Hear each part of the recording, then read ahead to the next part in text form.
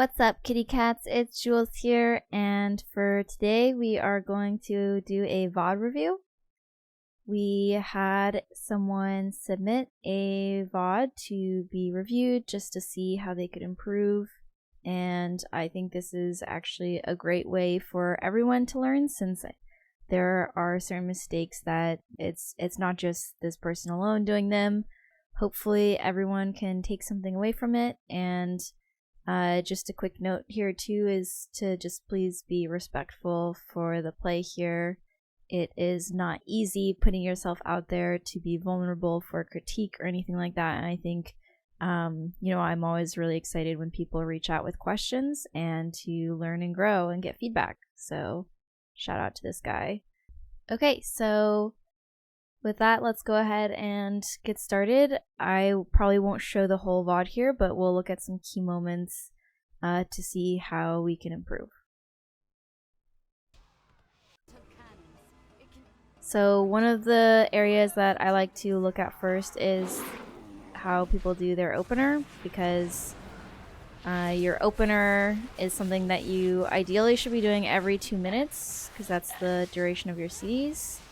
Or the cooldown of your CDs, and it's also just a big source of your damage. So if you can get the opener right, or how you use your CDs right, you'll be getting quite a big portion of the dungeon and your damage output right. So let's go back here to see the start of the opener. Right away, it's a good start because they went ahead and procced Blood Talons. So you need 3 different combo generating abilities. This druid did Rake, Brutal Slash, Thrash, which is great. And then Tiger's Fury, Berserk, and Pot, and Trinket, which is all really, really good.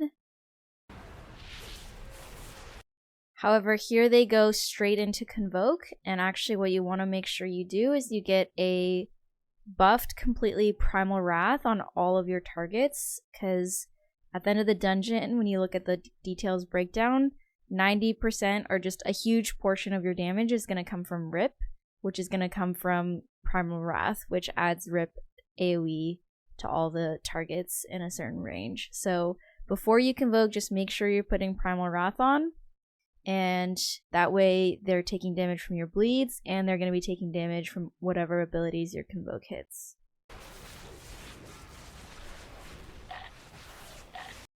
So out of Primal Wrath, or out of Convoke, they do hit Primal Wrath, which is good. Then they hit Brutal Slash, which is really good because of Claw Rampage, one of your talents, which is basically when Berserk is active, you have a 25% chance to proc Ravage from your abilities. So Brutal Slash is a really good way of almost guaranteeing a proc, because each target is a 25% chance. So when you have a bunch of targets, it's almost guaranteed. So they hit Brutal Slash, and then they hit Ravage, which is really great. They use Swarm, Bite, Brutal Slash, and then Primal Wrath again. And this is where things are breaking down a little bit, because ideally you want to be hitting Swarm before your CDs. And because your cooldown window has such a high potential for damage output, you really just want to be using your globals for either Brutal Slash to proc a Ravage, or Ravage to do the damage. And it's good to refresh Primal Wrath, but I think at this point your bleed still has quite a few seconds left. So let's see it. So there's 8, 7, 6, 5, 4, and then it's refreshed. It's not bad. Maybe the only edit then would be trying to make sure you are using your globals to get Ravage, and then if you are going to reapply, make sure that you reapply a Primal Wrath that has Blood Talons on it. So let's watch this back a few times in slow-mo, because I think this just getting this part will be really helpful. So here there's about 5 seconds left. You're hitting Brutal Slash. Unfortunately, Ravage is not proccing, so that's just unlucky. And then you reapply Ravage, or you reapply Brutal Slash, you reapply Primal Wrath here. So what we just did is we overrode a high snapshot Primal Wrath with a lower snapshot.